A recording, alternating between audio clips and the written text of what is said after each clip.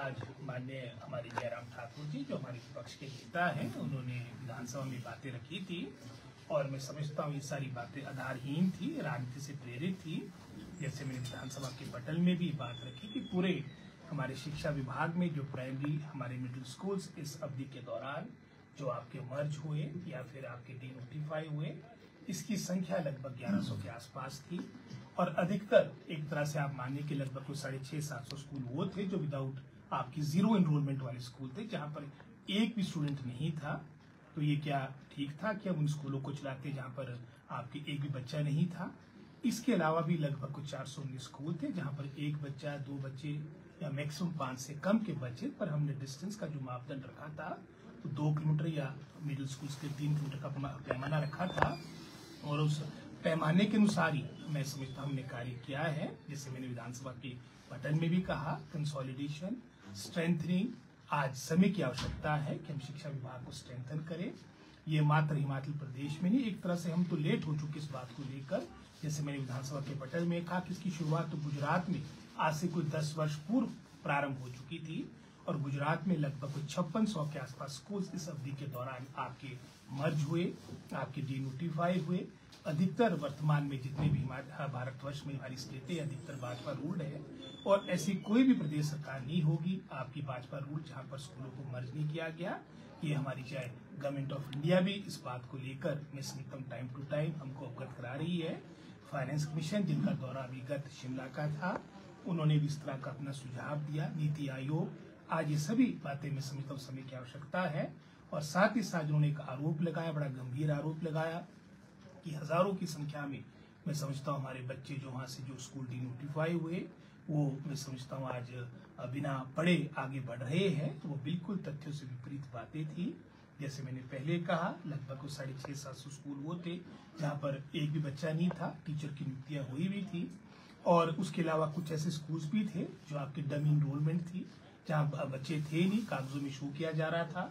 और टोटल जो हमारे 419 स्कूल आपके मर्ज किए गए, डीनोटिफाई किए गए, जहाँ पर बच्चे थे उनकी पूरी संख्या लगभग कोई 674 पूरे हिमाचल प्रदेश में है और 674 में से भी लगभग सभी मैं समझता हूँ जो विद्यार्थी थे उनको एडजॉइनिंग स्कूल में उन्होंने एडमिशन ले ली है। मात्र कोई 67 के आसपास स्टूडेंट्स, विशेषकर हमारे जिला शिमला से संबंधित बात करना चाहूंगा, जो अभी ट्रेस नहीं हो रहे हैं क्योंकि हमारे जिला में बहुत सी हमारी माइग्रेंट लेबर भी रहती है। तो उसके लिए मैंने विभाग को कह दिया, अपने एचओडीज को कह दिया कि उनकी पूरी हमें जानकारी प्राप्त करनी है ताकि हम ये सुनिश्चित करें कि हिमाचल का हमारा एक भी बच्चा बिना शिक्षा के ना रहे। इसी तरह से जयराम जी ने बिना तथ्यों के एक आरोप ये लगा लिया कि आपकी सरकार के कार्यकाल के दौरान उन्होंने तो 22वां बता दिया था, हालांकि वो 21वां स्थान है, 21वें स्थान पे हिमाचल की शिक्षा पहुंच गई। तो कहीं ना कहीं जयराम जी जो बड़े वरिष्ठ नेता है, इतने समय के विधायक है, पिछले 5-6 दफा विधायक बन चुके हैं, मुख्यमंत्री रहे, तथ्यों की तो जानकारी वो मैं समझता हूँ पता करनी चाहिए। और जो ये नेशनल असेसमेंट सर्वे कांग्रेस सरकार के कार्यकाल का दौरान का नहीं है, ये भाजपा सरकार के कार्यकाल का वर्ष 2021 का नैस का सर्वे है, जो इनके कार्यकाल के दौरान जिसकी सर्वे आया था, जिसके अनुसार हिमाचल प्रदेश जो एक समय में टॉप 3 स्टेट्स में हुआ करता था 21वें स्थान पे पहुंच चुका है। तो ये बात सब इन पर उठती है। एक बात उन्होंने और कही थी कि सरकार ने पाप किया है, अपराध किया है संस्थान बंद कर। उनका पाप हम समझ सकते हैं कि किस तरह से मैं समझता हूँ 2022 में बड़े बड़े दावे पार्टी को मिले, उसके लिए बड़े नारे लगाए थे, डबल इंजन की बातें हुई, मिशन रिपीट की बातें हुई और वहां पर आप जानते हैं कि किस तरह से इनकी सारी बातें धराशायी हुई है। उसके उपरांत मिशन लोटस में भी किस तरह से हमारे विधायकों को खरीद फरोख्त के माध्यम से अपने साथ जोड़ा गया। तो कहीं ना कहीं स्पष्ट रूप में विद इन पार्टी भी जो मैं समझता हूँ वर्तमान में इनकी स्थिति बन चुकी है, बौखलाहट देखने को मिल रही। और मैंने विधानसभा के पटल में भी कहा कि अगर इतना शिक्षा से संबंधित बातें थी तो आपके समय में उसमें बेहतर कार्य होना चाहिए था। पूरे 5 वर्ष की अवधि हर सरकार को मिलती है, आपने 5 वर्ष की अवधि में एक भी मात्र 3-4 जो महीने रह गए थे चुनाव से पहले, आपने एक भी कॉलेज नहीं खोला। उसके बाद क्या इस तरह का ज्ञान आपको आ गया कि चुनाव से पहले मैंने 2 दर्जन 24 कॉलेज खोल दिए। सारा कुछ खोलने के बावजूद भी, 900 संस्थान खोलने के बावजूद भी भाजपा हारी है, उन्हें शिकस्त मिली है। उन्हें मैंडेट को मैं समझता हूँ रिस्पेक्ट करना चाहिए। 5 वर्ष की अवधि उनको विपक्ष में बैठने के लिए दी गई है, जहां हम गलती करते हैं अवश्य अपनी बात रखें, लेकिन बिना तथ्यों के, बिना मैं समझता हूँ आधार के जिस तरह की उन्होंने आज बयानबाजी की है, हम इतने वरिष्ठ मैं समझता हूँ राजनेता से आशा नहीं रखते हैं, और हम आशा रखें कि भविष्य में जो भी वो स्टेटमेंट देंगे वो मैं समझता हूँ फैक्ट्स एंड फिगर्स पर आधारित होगी। और जैसे मैंने कहा, गुणात्मक शिक्षा के प्रति हमारी सरकार वचनबद्ध है, और आने वाले समय में भी जो भी मैं समझता हूँ अपने विभाग को स्ट्रेंथन कंसोलिडेट करने के लिए कार्य करना होगा, उसमें हम डगमगाएंगे। सर, ये गेस्ट टीचर पॉलिसी को लेकर के बीते कल जो है विपक्ष ने प्रोटेस्ट किया है और बेरोजगार युवा भी आए थे, विरोध कर रहे हैं। वो कह रहे हैं कि रेगुलर भर्तियां होनी चाहिए, इस तरीके से भर्ती नहीं होनी चाहिए। इस पर आपकी प्रतिक्रिया? आप जानते हैं कि भाजपा के पूरे 5 वर्ष की अवधि में 20,000 रेगुलर अपॉइंटमेंट्स हुई है, यानी एक वर्ष में 4 या 5,000 के आसपास अपॉइंटमेंट हुई। और हमारे विभाग में गत 2 वर्षों में आपकी जो नियमित भर्ती शिक्षा विभाग में हुई है, एक विभाग में वो लगभग 5,000 के आसपास है।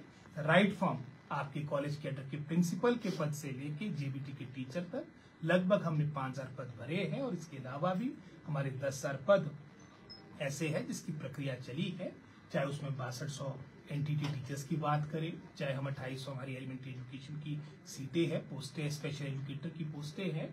और हमारा पूरा प्रयास रहेगा कि प्रथम चरण में जो हमने कैबिनेट के द्वारा गत 2 वर्षों में इतनी पोस्टें स्वीकृत करवाई है, जो कमीशन में कहीं ना कहीं मैं समझता हूँ लंबित है, इसको एक्सपीडाइट करें।